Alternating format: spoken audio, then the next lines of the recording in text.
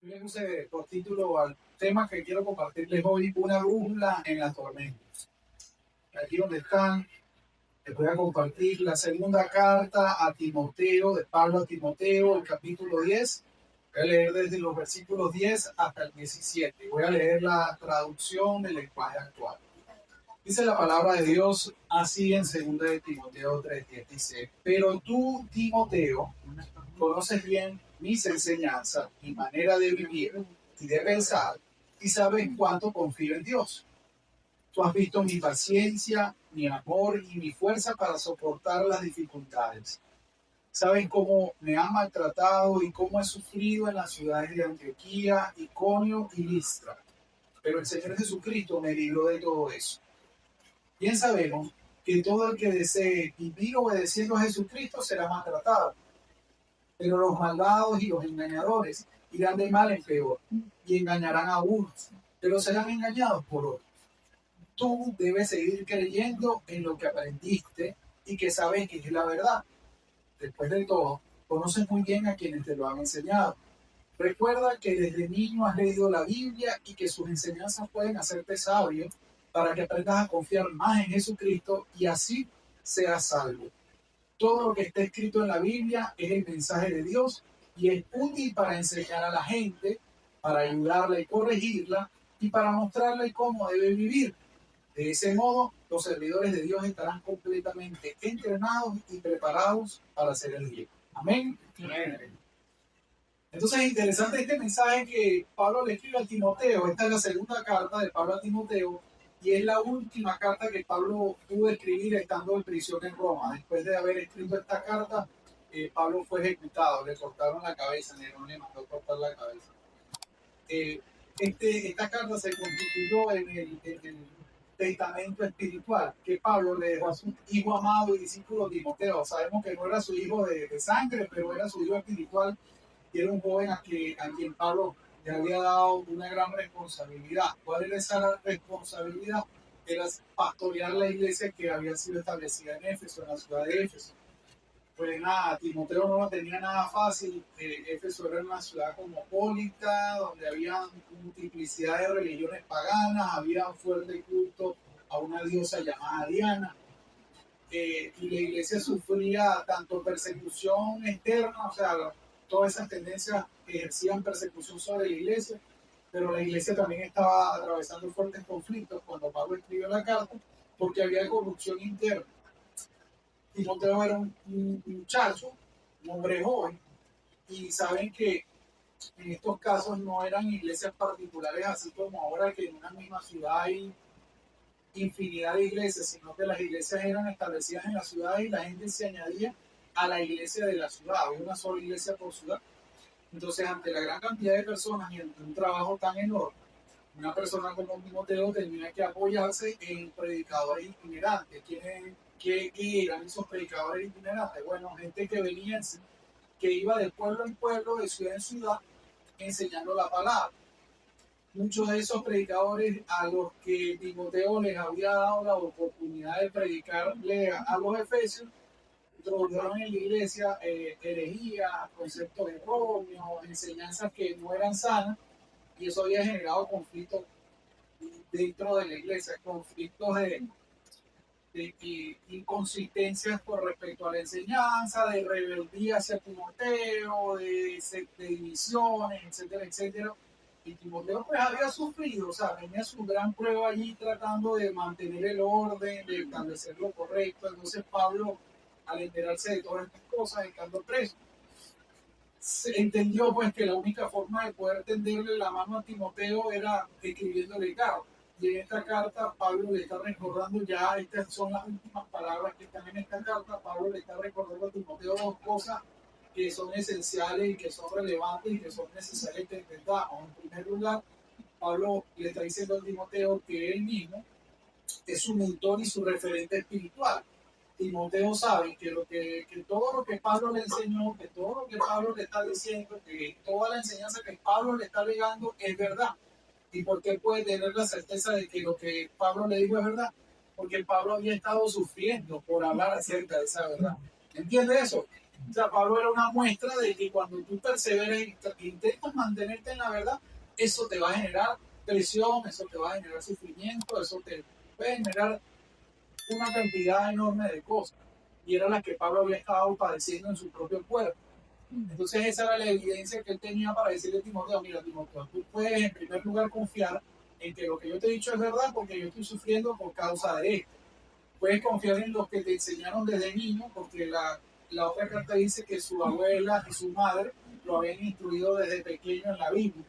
Entonces, el primer referente que podía tener Timoteo acerca de que debía permanecer firme en la verdad que había aprendido era Pablo, su abuela, su mamá, su conocimiento de la palabra de Dios. Entonces, Pablo pasa a decirle que lo elemental, lo importante, es que él se mantenga firme en la palabra de Dios, que se mantenga alimentándose de la palabra de Dios, que se mantenga enseñando la palabra de Dios, porque no es a través de palabras persuasivas, no es a través de conocimiento natural, sino era a través del poder implícito en la palabra y de la acción del Espíritu Santo en las personas que la iglesia podía entrar en orden y que podía levantarse.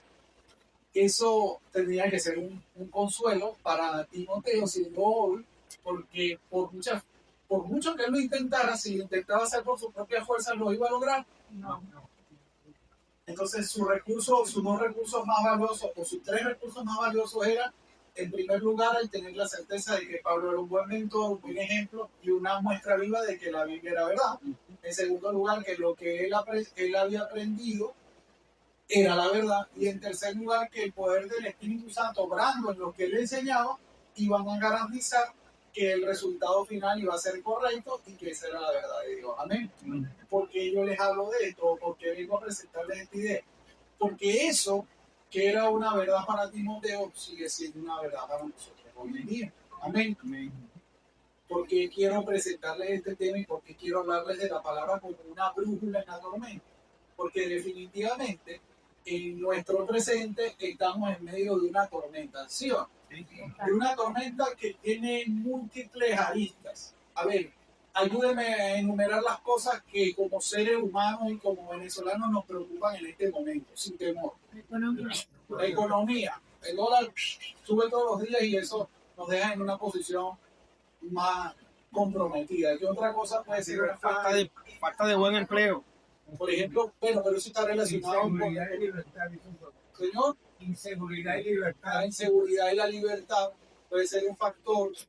Esta semana empezamos a experimentar, o se empezaron a experimentar también problemas que con relación a la naturaleza, hubieron temblores fuertes. Entonces es como que si Venezuela fuese el epicentro de un montón de cosas que auguran cosas malas, o sea, de situaciones que nos auguran catástrofes. Y es inevitable que como personas que nos mantenemos, entre comillas, informadas, nos enteremos de estas cosas y nos preocupemos por estas cosas, ¿sí o no? Entonces, ante esto y ante todo lo que nos ocurre en la vida, hay algo que es inamovible, hay algo que es realidad, hay algo que es verdad y que necesitamos entender.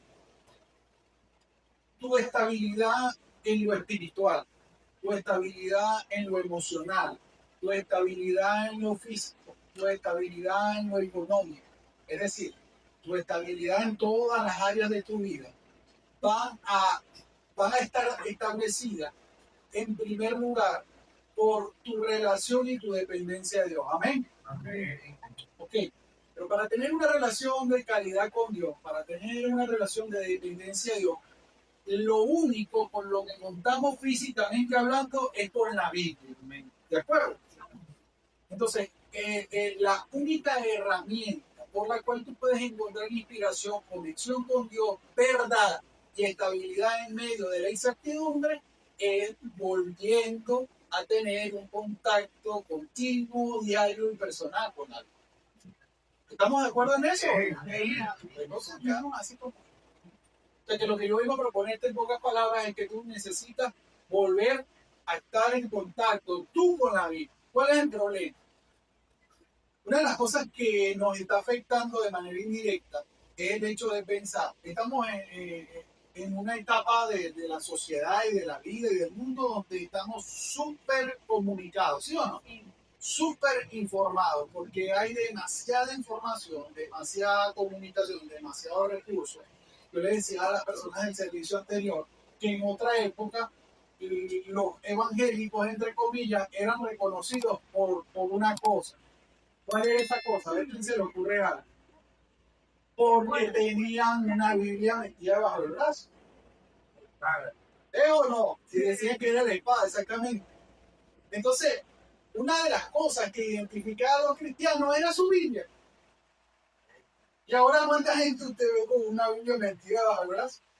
Así no la leyera, muy poco. La gente la puede tener en sus dispositivos móviles. Lo cierto, lo que quiero que pensemos por un momento es que en otra época era muchísimo más complicado tener acceso a una Biblia, porque si no tenías los recursos económicos o esa versión que tú tenías en un libro de papel, no había muchas otras opciones, pero ahora que la podemos tener en el celular, que la podemos tener en la computadora, que la podemos tener en el papel o en cualquier forma, es cuando menos en realidad la gente la usa y la lee.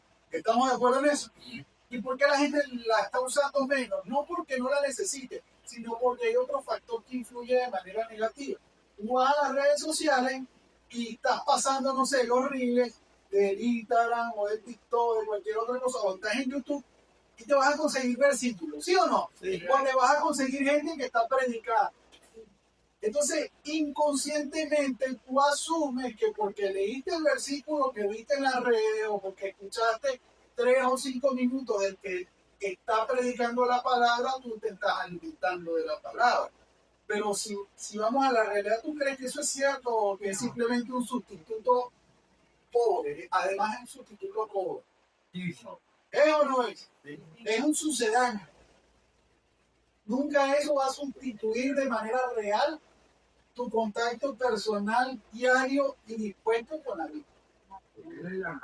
Entonces, el Espíritu Santo, cuando yo estaba orando acerca de qué predicarle, me mostraba esto, que la iglesia necesita escuchar esto, la iglesia necesita entender que tener una Biblia, que leer todos los días la Biblia, que entender la Biblia no es una opción más de ser cristiano, sino que es una necesidad sumamente importante y esencial. ¿Qué quiero decirle con esto? Siendo más directo, si tú no lees la Biblia todos los días, no estás siendo un cristiano de verdad. Hubo alguien que sí lo asumió con humildad. De verdad, o sea, la responsabilidad del pastor es decir la verdad, ¿no? Por eso Pablo le decía a Timoteo, hay que manifestar la verdad. Entonces voy a ser directo contigo, no basta con lo que tú ves en las redes sociales acerca de la Biblia, no basta con las predicas que tú escuchas, no basta con venir aquí el domingo a la iglesia, sino que es necesario que tú de primera mano y personalmente abras tu Biblia, la leas y le pidas al Espíritu Santo que te la revele personal e individual e íntimamente. Amén. Amén. Esa es la razón primordial de este mensaje. Entonces, la escritura es el fundamento de la fe. ¿Por qué yo le digo esto? Porque si tú no conoces tu Biblia de manera íntima o personal, entonces lo que tú no vas a tener un filtro para lo que estás escuchando. Tú nunca vas a tener un punto de comparación. Entonces, si tú te conformas con lo que escuchas a través de los pastores o de los predicadores, tú estás corriendo un riesgo grandísimo. Porque los pastores o los predicadores te pueden estar enseñando una herejía y como tú no conoces la palabra y tienes un punto de contraste, tú simplemente la crees como una verdad. Y es por esa razón que mucha gente en nuestro presente está siendo manipulada con la palabra. Y todos estamos conscientes de eso, ¿sí o no? Los manipulan para quitarle el dinero, los manipulan para que sigan y sirvan corrientes que son completamente contrarias a la verdad de Cristo, los manipulan para poder usarlos como esclavos e incluso para explotar a las personas y aprovecharse del trabajo de las personas. ¿Y de quién es culpa? ¿De los explotadores o de los que teniendo acceso a la verdad no se dan a la tarea de... Es culpa de los dos, porque el que explota no tiene respeto por la palabra, no tiene temor de Dios, pero el que se deja explotar no tiene ni la mínima voluntad por defenderse, por conocer la verdad.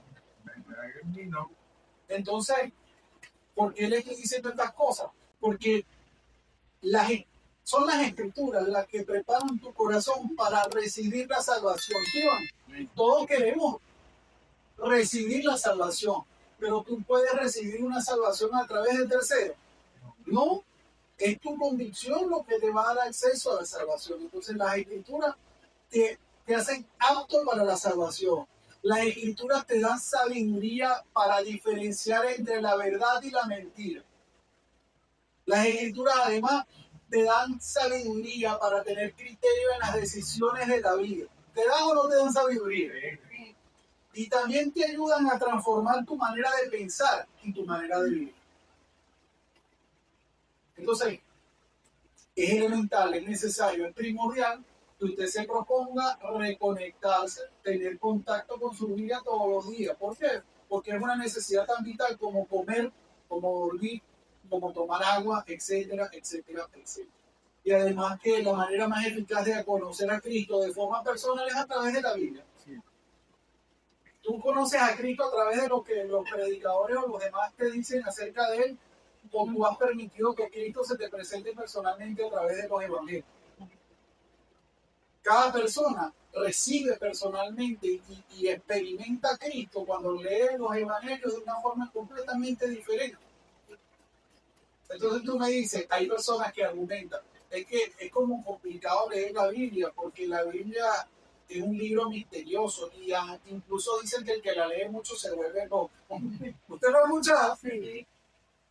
El diablo es tan mentiroso y tan manipulador que le ha hecho creer a la gente que si lee mucho la Biblia se vuelve loco. Y hace que muchos locos que andan por ahí anden gritando versículos de la Biblia, ¿no? Para hacer un mejor marketing. ¿Es o no es? Pero sabemos que a la gente que no tiene el Espíritu Santo, cuando lee la Biblia no entiende. ¿Por qué? Porque la Biblia es un libro espiritual y necesitas tener el Espíritu Santo en tu corazón para asimilar espiritualmente lo que tú lees allí. Eso es una realidad. En segundo lugar, para poder vivir la Biblia necesitas el poder del Espíritu Santo, no solo revelándote la palabra, sino dándote, estimulando tu voluntad, a obedecer. Entonces, ¿puede alguien realmente volverse loco por leer la Biblia? No. ¿Puede alguien mejorar su calidad de vida, aumentar su fe y alcanzar la salvación por leer la Biblia? Por supuesto que sí. Entonces, somos nosotros los que se supone que deben llevar la Biblia y leerla todos los días, los que tenemos la tarea de hacer un contramarketing a esa idea y demostrar que para nosotros la Biblia es tan importante que nos damos un tiempo diario para leerla y el resto del día para intentar ponerla en práctica. Amén. Entonces, ¿cuál es mi propuesta inicial? En primer lugar, aparte un tiempo todos los días para leer la Biblia. En segundo lugar, cuando la leas, no la leas viéndola como en tercera persona. Trata de verte en ella como quien se mira en un espejo. No pienses que lo que estás leyendo y estás interpretando para otra persona es para ti. Es una propuesta, es una proposición de Dios para que tomes decisiones y para que cambies cosas. Pero nunca vas a tener esa propuesta, esa proposición de parte de Dios de primera mano si no te estás dando la tarea de hacerlo. Quizás has tenido temor a leer la Biblia e intentar buscar en ella lo que Dios quiere decirte porque no estás dispuesto a cambiar o porque no estás dispuesto a tomar las decisiones que la Biblia te va a proponer que tienes que tomar. Entonces hay que ser sincero. Hay que entrar en un punto, ¿verdad?, en donde tú puedas sentirte lo suficientemente libre para que no te pido que me lo digas a mí, sino para que te lo respondas a ti mismo. Para que te respondas esa pregunta, ¿por qué no le estoy dedicando el tiempo en mi vida a la Biblia para que la Biblia me hable acerca de Dios y para que Dios me hable a través de la Biblia? Las respuestas pueden ser muchas. Pero en parte puede ser que te gusten las cosas del mundo, pero la gente usa muchas excusas. Como por ejemplo, no tengo tiempo. Pero contrasta algo, o sea, si somos demasiado estructurados, calcula el tiempo que puedes pasar respondiendo mensajes por WhatsApp, o viendo, no sé, Instagram, o viendo cualquiera de esas cosas. Y te darás cuenta que si tú tomaras solo una fracción de ese tiempo para leer la Biblia, tu vida tendría más espiritualidad, sería mejor. ¿Ves o no es? Pero cuando te acercas a las redes sociales, porque yo no, a ver, yo no lo critico. Me parece muy bien que hayan personas tratando de predicar a través de las redes sociales, está perfecto. Porque hay mucha gente dedicándole tiempo a eso y qué bueno de tratar de tomar el tiempo. Pero ¿cuál es el problema? El problema que yo le veo a eso es que las personas que te hablan de la Biblia en las redes sociales son simplemente emisarios, no son, o sea, para ti no pueden representar personas reales porque tú no convives con ellos, tú no sabes cómo es su realidad de vida. ¿Me estás entendiendo?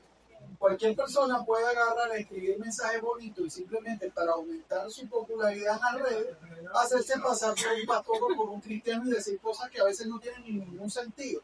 Imagínense ustedes que esta semana yo vi un hombre que no es venezolano, es de otro país. El hombre se identifica como cristiano, el hombre se identifica como doctor, o sea, usa una bata blanca y un estetoscopio. El hombre se identifica como profeta.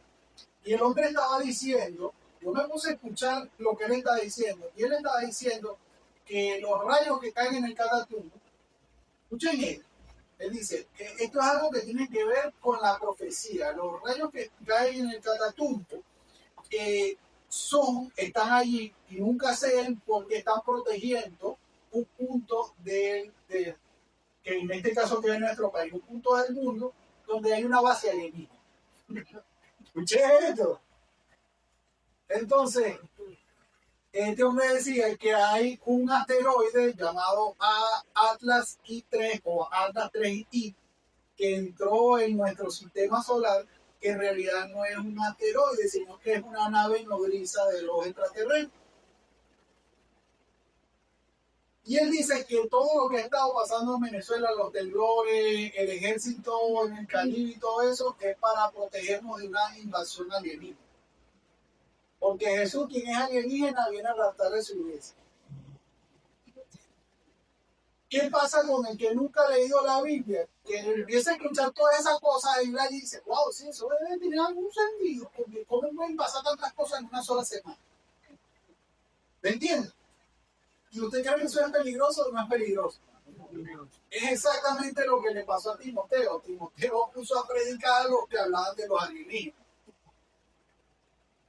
sin proponérselo. Entonces, es necesario que en un tiempo donde hay tanta incertidumbre, porque en realidad hay muchas incertidumbres y poca certeza, ¿estamos de acuerdo en eso? Sí.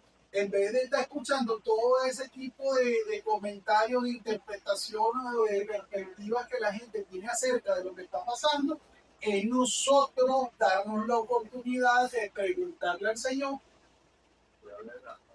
qué es lo que está pasando, cuál es el propósito de lo personal que Él tiene con nosotros y cómo Él nos va a garantizar seguridad y paz. ¿No? Y nadie dice amén. Entonces, necesitamos, vuelvo y le repito, reconectarnos con la vida. Amén. Yo necesito que usted cuando se vaya aquí se proponga de decir, no, si es verdad lo que dice el pastor, necesito leer la Biblia, no porque no la sepa, no porque no la haya escuchado, no porque ya no la haya leído antes, sino porque es una necesidad vital para poder seguir avanzando. En primer lugar, vemos que cuando Pablo empieza el pasaje se presenta a Timoteo como un modelo de fe real. Le dice, Timoteo, yo he sufrido por lo que predico y tú puedes tener certeza de que las cosas que yo le he dicho son reales porque nadie está dispuesto a sufrir por una mentira.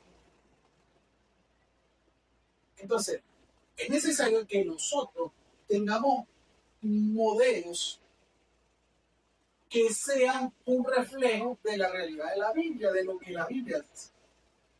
Tenemos una tergiversación de los conceptos que a veces es peligrosa. Pensamos que aquel que es bendecido es el que le va bien y todo le sale bien y que tiene, no sé, de repente económicamente toda la comodidad. Pero si vamos a las personas que la Biblia nos presenta, la gente que Dios más usó era la más, entre comillas, afortunada. No, parece que Dios escoge y lo expone para que sea un emisario, siempre está más expuesto, ¿verdad? A las dificultades, a los problemas, a las circunstancias de la vida. Y estas personas tienen que demostrar con su vida personal que lo que dicen es real y que lo creen y que están dispuestos hasta llegar a la muerte por eso. Nosotros sabemos que Pablo, a pesar de estar preso, buscó la manera de seguir haciendo su trabajo a través de las cartas y gracias a eso es que prácticamente más de la mitad del Nuevo Testamento fue escrito por Pablo. Pero lo hizo con todas las comodidades. No. Lo hizo en las mejores de las condiciones. No. Entonces, si nuestros referentes espirituales son personas que el mundo considera exitosas, estamos arriesgando.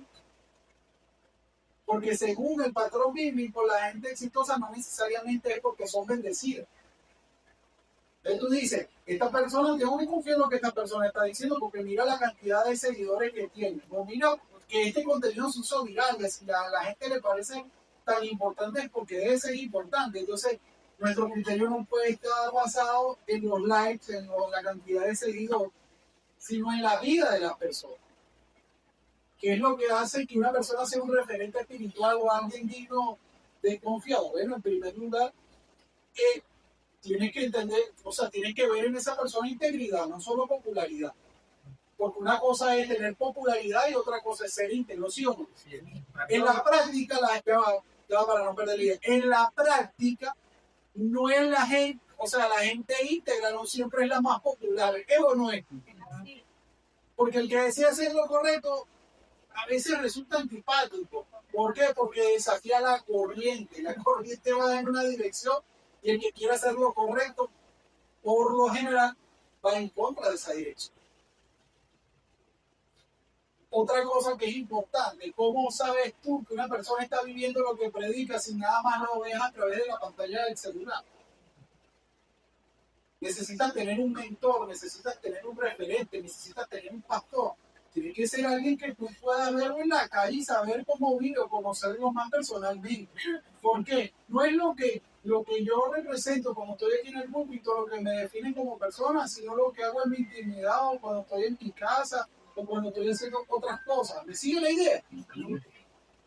Entonces, si usted quiere ser discípulo, usted tiene que poder ver la vida de aquel que lo va a discipular, porque es la vida del que pretende discipularlo, es la que va a marcar un referente para usted en primer lugar. Por eso Pablo le decía a Timoteo, mira Timoteo, o sea, vamos a parafrasear un poco. ¿Por qué Pablo le está diciendo a Timoteo, yo soy confiable porque sufro? Porque Pablo estaba consciente de que Timoteo estaba sufriendo y iba a seguir sufriendo. Entonces, si Timoteo se cuestionaba lo que estaba haciendo por su sufrimiento, entonces iba a errar.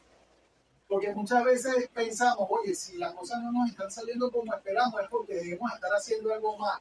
Sepa algo, cuando Dios nos pide hacer las cosas como es debido hacerlas, muchas veces no todo nos va a salir bien. Y no es porque Dios nos esté haciendo contra, sino porque le fastidia que nosotros hagamos lo correcto. Estamos de acuerdo con eso y nos va a poner trabas, nos va a poner piedras en el camino. Pero como él está vencido, eso no debe seguir adelante. ¿Ven?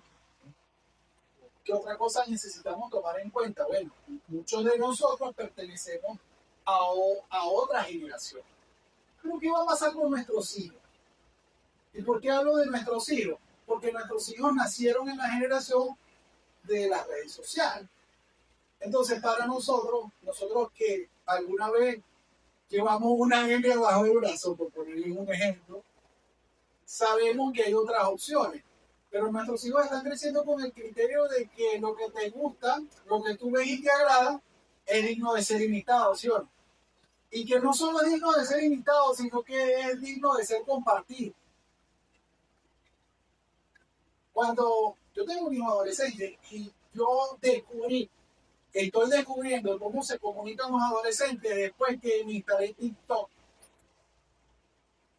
Los adolescentes se comunican no frontalmente, sino a través de indirectas. Entonces, hay gente en TikTok, los chavos se ríen porque saben que es verdad. Hay gente en TikTok que pone una foto, por ejemplo, imagínense esto, y la foto dice, porque tú eres mío solito. O Entonces la chica que le gusta un chico, en vez de decirle de frente que tú eres mío solito o que tú me gustas, etiqueta al muchacho, tú eres mío solito. O le da compartir. De todas las cosas que le parecen agradables, que le parecen chéveres, lo comparten y así tú te vas haciendo un criterio de qué es lo que están hablando sin hablarlo explícitamente.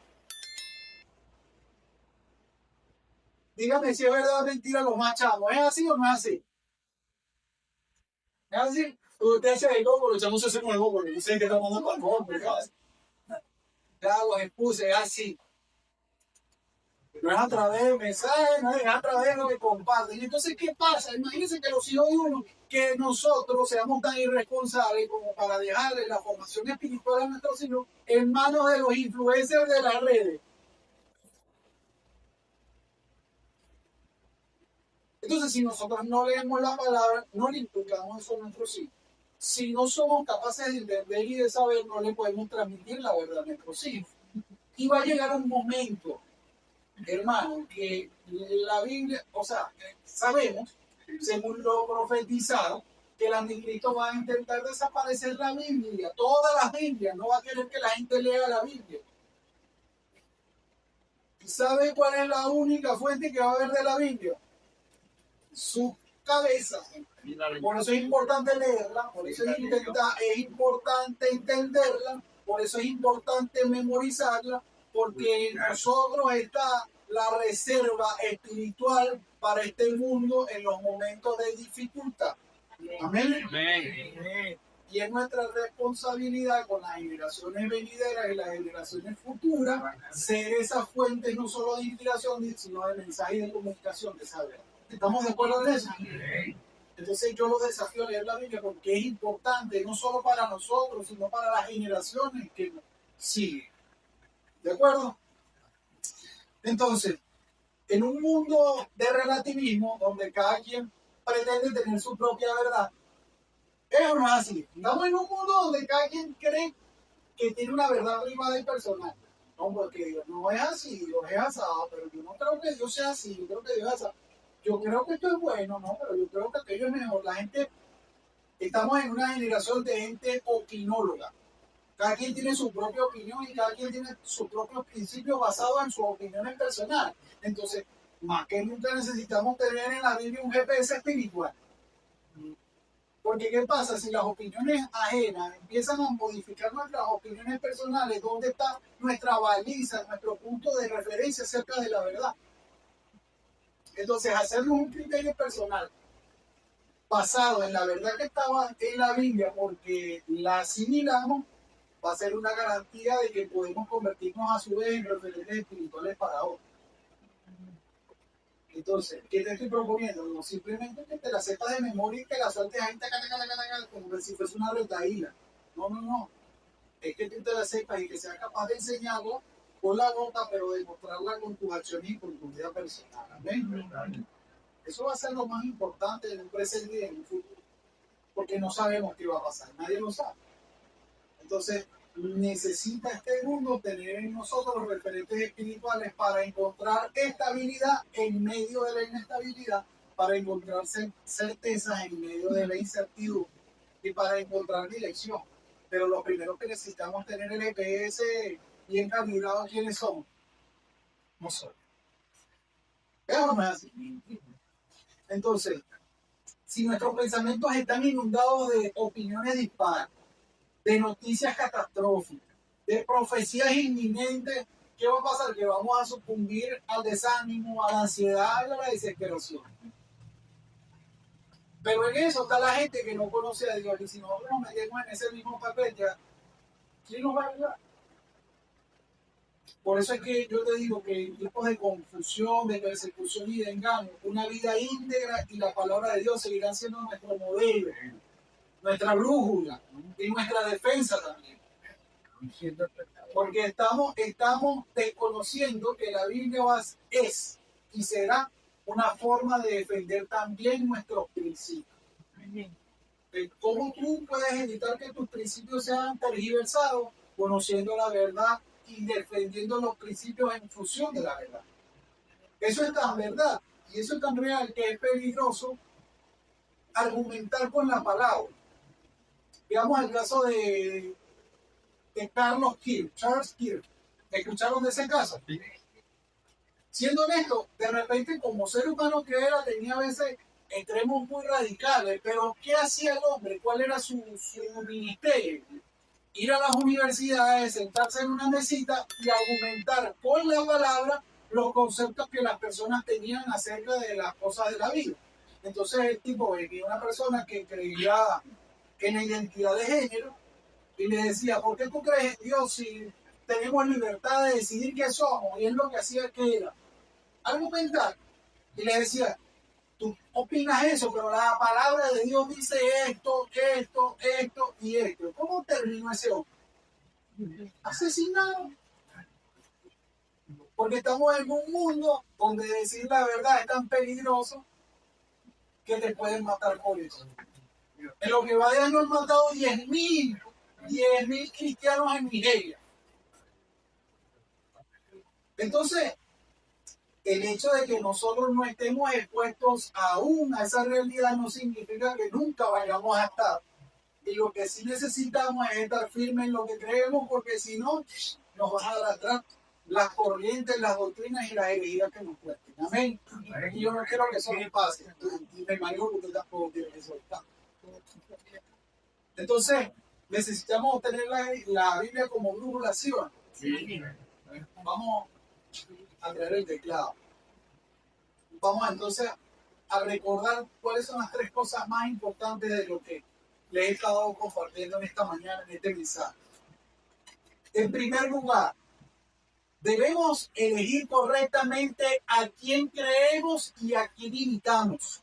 Nuestros referentes espirituales deben reflejar a Cristo en todas las facetas de su vida. Entonces, ¿necesitamos referentes espirituales? Sí, sí los necesitamos, porque el modelo que Jesús vino a establecer para el crecimiento espiritual es un modelo de discipulado. ¿Y qué es un discipulado? Una relación entre 2 personas, un maestro y un discípulo. Entonces, todo cristiano necesita, tener referentes espirituales. ¿Es correcto tener un referente espiritual en internet? No. ¿Por qué no? Porque ni tú conoces personalmente a esa persona, ni esa persona te conoce personalmente, ni esa persona sabe que tú existes y está dispuesto a cuidarte, a darte una palabra específica cuando tú lo necesites, a respaldar. Ni tú sabes cómo esa persona vive el resto de su vida más allá de las redes. Entonces, escoger tus referentes espirituales tienen que ser personas que no solo sean de carne y hueso, sino que tengan a tu acceso, a tu alcance. ¿Estamos de acuerdo en eso? Pablo había sido el referente espiritual, el maestro, el padre espiritual de Timoteo. Y Pablo estaba a la fuerza apartado de Timoteo desde el punto de vista físico.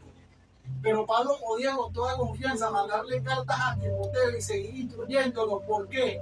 Porque Timoteo lo conocía de primera mano y había vivido muchas de las cosas que Pablo había vivido porque había viajado con él y había sido testigo presencial de lo que Pablo había sufrido.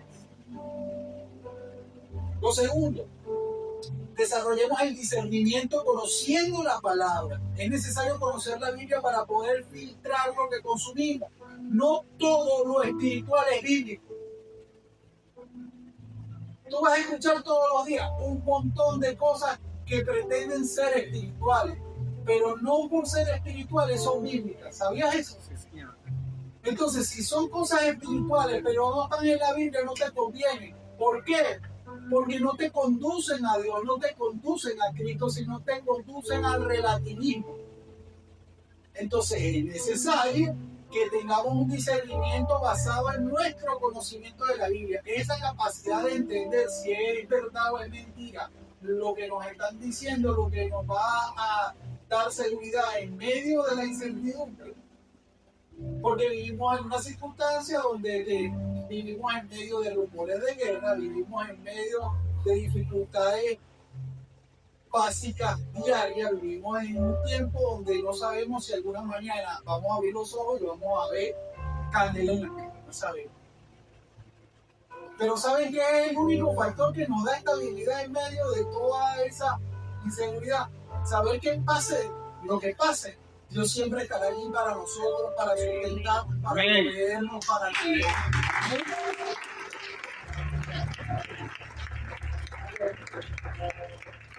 Y lo último es que deja que el poder de la Biblia te transforme. Escucha esto. La Biblia tiene el poder y la capacidad de transformar al ser humano.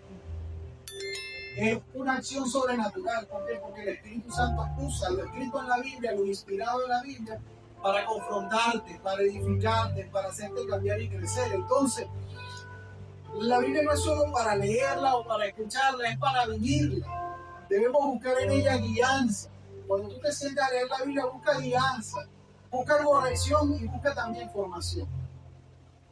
No despersonalices lo que estás leyendo en la Biblia. Lo que tú estás leyendo en la Biblia no es para otro, es para ti. Y de cada vez que tú te sientes frente a la Biblia, debes tomar decisiones, tener convicciones y decidir avanzar en función de lo que estás aprendiendo de ello. ¿Estamos de acuerdo? Entonces, lo que yo humildemente quiero decirte es que es necesario, ¿verdad?, que no nos conformemos con ver mensajitos en las redes, que no nos conformemos con venir el domingo a la iglesia, porque todos los días necesitamos esa guianza espiritual que solo la Biblia nos puede dar, ese criterio espiritual que solo la Biblia puede formar en nosotros, ese contacto personal y directo con Dios que la Biblia nos permite tener. Amén. Así que agarra su Biblia, desempólvela, instálesa en el teléfono y empiece a trabajar en función de lo que le conviene. Amén. Denle un fuerte aplauso al Señor.